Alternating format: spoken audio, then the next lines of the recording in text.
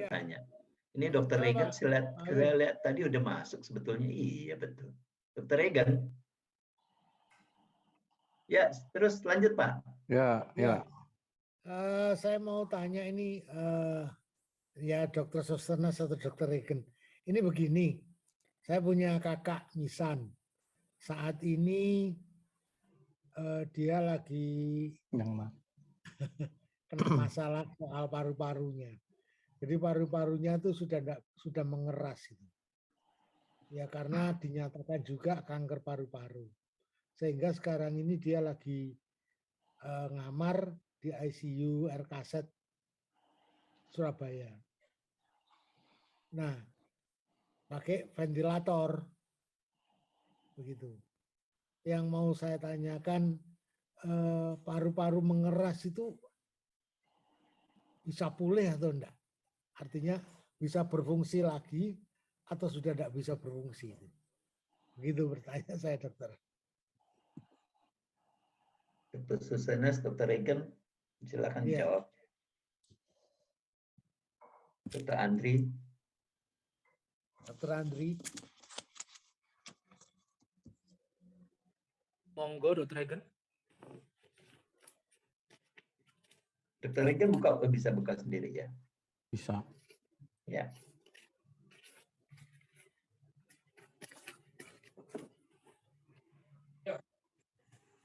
Ya itu ya sebenarnya untuk kanker paru-paru salah satu kanker yang prognosisnya paling jelek sebenarnya ya. Salah satu prognosis itu angka ketahanan hidupnya, angka kesembuhannya biasanya kecil ya. Iya, salah satu yang paling rendah sebenarnya. Kalau misalnya di paru-paru yang dibilang pengerasan itu sebenarnya nggak harus ada tumor sih. Sebenarnya bisa juga dia karena pembengkakan karena infeksi itu juga bisa. Kita bilangnya namanya konsolidasi ya, pengerasan, tapi nggak harus bentuk benda padat. Tapi artinya bagian paru-paru yang terlibat gagal melakukan pertukaran oksigen dan karbon dioksida, ibaratnya gitu deh. Jadi memang yang bagian yang terlibat, sebagai contoh sih sebenarnya kalau kita punya satu paru-paru sebenarnya ya nggak pakai ventilator, nggak pakai oksigen juga, biasanya nggak usah pakai apa-apa, masih bisa sebenarnya ya satu paru-paru tuh masih bisa.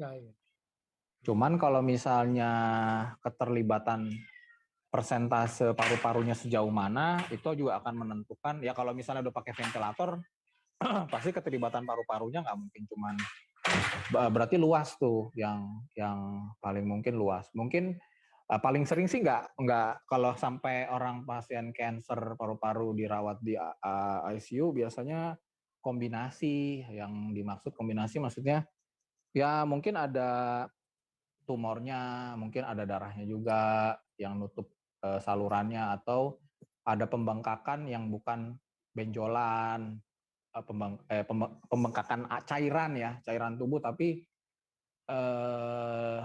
bukan bagian dari tumor padat. Jadi ada tumor padat yang nutup, mungkin juga ada perdarahan yang di dalam yang nutupin saluran napas.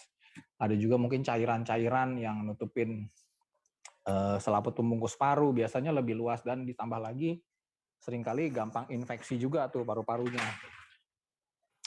Kalau untuk kanker paru-paru sih biasanya begitu, tumpang tindih satu sama yang lain. Jadi mungkin penyakit dasarnya kita sebut kanker paru-paru, tapi kenapa dia sampai di ventilator, biasanya gabungan proses mekanisme yang dia terlibat di situ gitu. Nah kalau masalah bagian peradangan-peradangannya ya untuk pemulihan kayak intinya gini, kalau untuk mekanisme kita sampai levelnya diobati nih di ICU dilakukan, tumornya kita tekan nih, kita kecilin, itu biasanya tidak dilakukan. Maksudnya gini, kalau kita mau treat di tumor atau di kansernya, itu kita harus perbaiki keadaan umum pasiennya.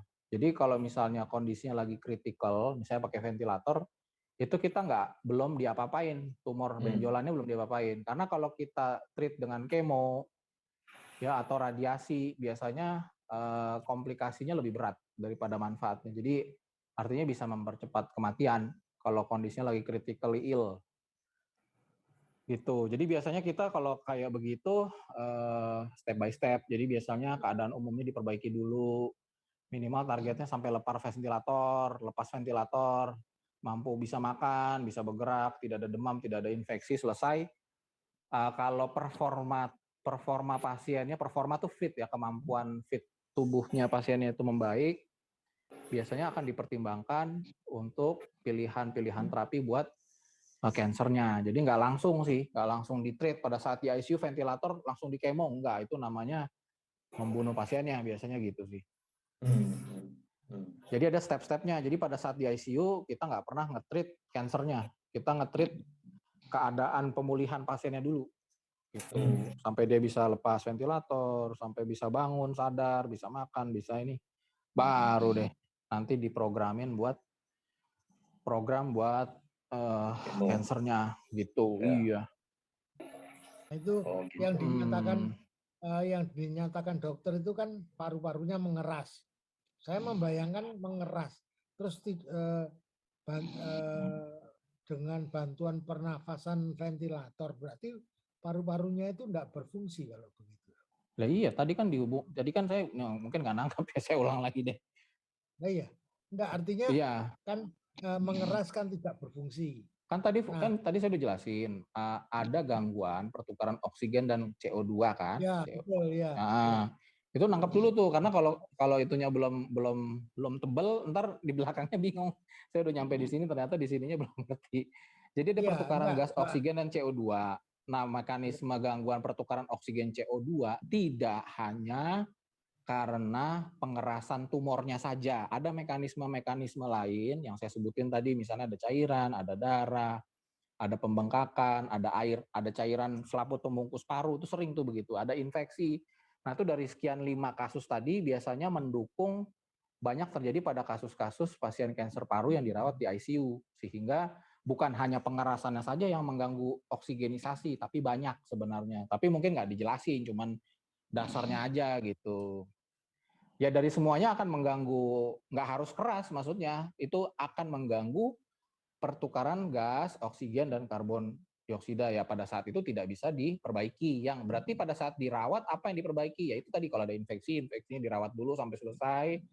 Ada pembengkakan, dikasih anti pembengkakan misalnya ya. Terus habis itu peradangan-peradangannya dibenerin, kalau ada darah dibersihin, kalau ada cairan tubuh kalau bisa disedot sampai dia bisa lepas ventilator. Nanti kalau untuk benjolan kerasnya sendiri nggak akan ditreat pada saat di ICU. Nanti terakhir tuh baru nanti programnya entah radiasi, entah dilakukan kemoterapi.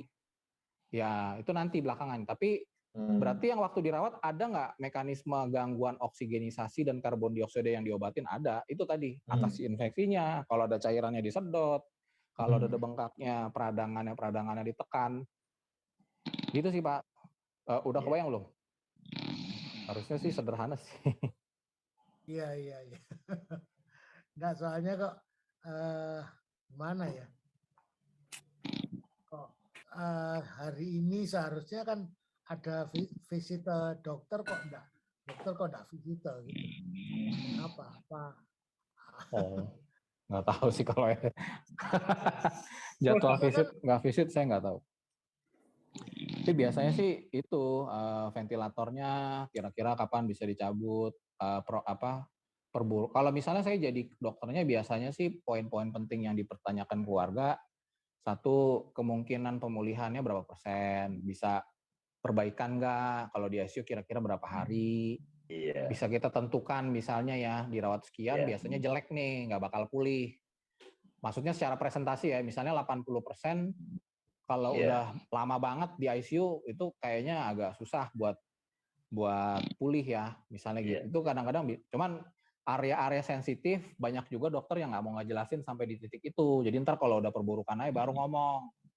Jadi kalau mau nanya, kalau saya sih biasanya saya ceritain sampai situ. Jadi ekspektasi dari pihak keluarga sama pasien itu bisa diprediksi. Cuma bukan berarti kalau dari prediksi jadinya nggak agresif ya. Maksudnya kalau agresif tapi kadang misalnya gini, oh saya ganti deh obatnya yang mahal atau apa, tapi kalau prognosis kalau diganti obat maka akan jauh lebih baik, mungkin bisa ditawarin. Tapi kalau ternyata mau yang paling baik pun juga prognosisnya jelek, ya ditawarin juga, cuman mau atau enggak, tapi kemungkinan tetap kecil. Itu kadang-kadang biasa saya udah wanti-wanti di depan tuh biar tahu kira-kira sejauh mana sih pihak keluarga dan pasien bisa berharap.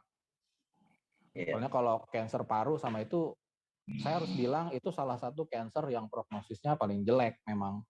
Versi aslinya begitu. Jadi kalau kita dapat kasus kanker paru, memang kita udah tahu begitu.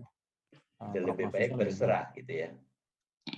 Maksudnya karena prognosisnya salah satu yang paling jelek itu, Pak. Mau dia kanker paru-parunya primernya dari situ atau nyebarnya dari tempat lain ya. Misalnya kasusnya dari kasus lain gitu ya, ada penyakit di prostat atau di mana terus tiba-tiba nyebar ke atas gitu. Itu biasanya juga jelek.